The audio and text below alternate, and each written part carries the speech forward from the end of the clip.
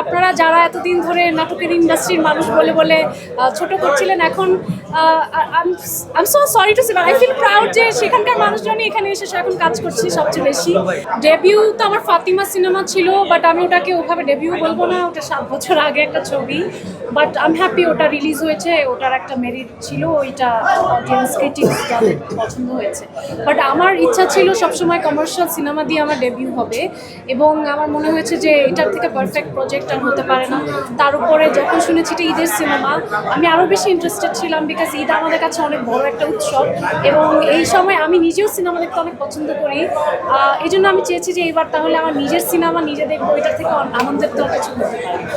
ফার্মিকে আমরা গানে যতটুকু দেখলাম টোটালটাই ভিন্ন। এতদিন আপনাকে আসলে যেভাবে দেখে আসছি সব কিছু মিলাই আসলে কেমন মনে হচ্ছিল, যে থাকে না যে নিজের কাছে আসলে কেমন লাগবে বা এইভাবে আমাকে অডিয়েন্স কীভাবে নিবে, একভাবে যেহেতু দর্শক আপনাকে দেখে অভ্যস্ত, ওই জায়গাটা কোনো শঙ্কা ছিলেন কিনা যখন শুটটা করেন?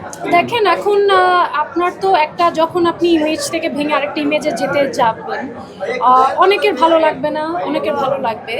বাট আমার কাছে মনে হয়েছে যে আমি যেহেতু আর্টিস্ট, তো সেই জায়গা থেকে আমি শিল্পের প্রতিটা ক্ষেত্রটাকে এক্সপ্লোর করতে চাই। So why not commercial cinema, এবং কমার্শিয়াল সিনেমার একটা ভালো বাজার এখন আছে, এবং সেই সাথে একটা খুব বড় পোটেনশিয়াল আমি দেখতে পাচ্ছি সামনে।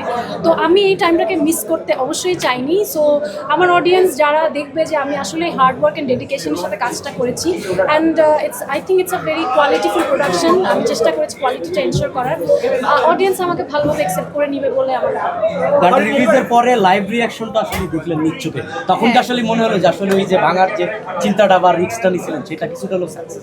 হ্যাঁ, আমার তো আসলে আপনাদের সবার রিয়াকশন দেখে খুব ভালো লেগেছে, এবং প্রতিটা মানুষ ক্যামেরা রেখে এভাবে করে নাচছে। তো ডেফিনেটলি ইটস আ ব্লেসিং যে আপনারা যখন একটা ডান্স নাম্বার করেন, তো সেই ডান্স নাম্বারে যদি মানুষ নাচতেই না পারে, তাহলে তো ওইটা ডান্স নাম্বারই হলো না। সো ডেফিনেটলি আমি আমার সর্বোচ্চ দিয়ে নেচেছি, এবং আমার কাছে মনে হয়েছে যখন কেউ আমার পারফরমেন্স দেখবে তাদের ওটা দেখেই যাতে ওরা নাচতে ইচ্ছা করে। তো আমি চেষ্টা করেছি সেভাবে পারফরমেন্সটা করার। এবারে ঈদে কি করছেন, কোথায় থাকছেন, পরিবারের সাথে সময় দিচ্ছেন কতটা, দর্শকদের সাথে কতটা? আমার মনে হয় এবারের ঈদটা আমার ইনসাফময় হতে যাচ্ছে, আর কোনো কিছু নিয়ে কোনো পরিকল্পনা নেই। আশা করছি যে ঈদের দিন থেকে যে কয়দিন পারি নিজের ছবি তো দেখবই, সেই সাথে বাকি যত ঈদের ছবি মুক্তি পাচ্ছে সবগুলো ছবি দেখার ইচ্ছা আছে। ফারিনকে তো আমরা বিভিন্ন অবতারে দেখেছি, বিভিন্ন ক্যারেক্টারে দেখেছি, এবার দেখলাম টোটালি একটা ভিন্ন অবতারে। তো সামনে আমরা আরো কি কি অবতারে ফারিনকে দেখতে পাচ্ছি? সামনে আরো কি কি দেখতে পাচ্ছি সেটা আসলে আমি আপনার মতো আমিও কিউরিয়াস। আমি চাই যে সামনে আরো যে কোনো কিছু, যে ক্যারেক্টারটা আমি আগে করিনি বা যেটা আমার কাছে একটা চ্যালেঞ্জ মনে হবে, আমি বরাবরই চ্যালেঞ্জ দিতে খুব পছন্দ করি, সেরকম চ্যালেঞ্জিং কোনো ক্যারেক্টার আমার জন্য ওয়েট করলে আমি খুবই খুশি হব। অ্যাজ অ্যান অ্যাক্টর শরীফুল রাজকে আপনি কিভাবে ব্যাখ্যা করবেন? শরীফুল রাজ একজন খুবই ডেডিকেটেড অ্যাক্টর, এবং উনি ওনার কাজে 100% দেওয়ার চেষ্টা করেন, এবং প্রতিটা ক্যারেক্টারে উনি এমনভাবে অ্যাক্টিং করেন মনে হয় যেন এটা ওনার জন্যই লেখা। এটা সব আমার মনে হয় অভিনেতারা পারে না, এবং স্ক্রিপ্টটা পড়ার পরে আমি মনে করেছিলাম যে এই ক্যারেক্টারটা আসলে রাজভাই ছাড়া আর কেউ ফুটিয়ে তুলতে পারবে না, অ্যান্ড দ্যাটস হোয়াট হ্যাপেন্ড। উনি এত ভালো পারফরমেন্স করেছে, আসলে আমি মুগ্ধ। ওয়ালটন আবারও মিলিনিয়ার অফারে ওয়ালটন ফ্রিজ কিনে আপনিও হয়ে যেতে পারেন মিলিয়নিয়ার।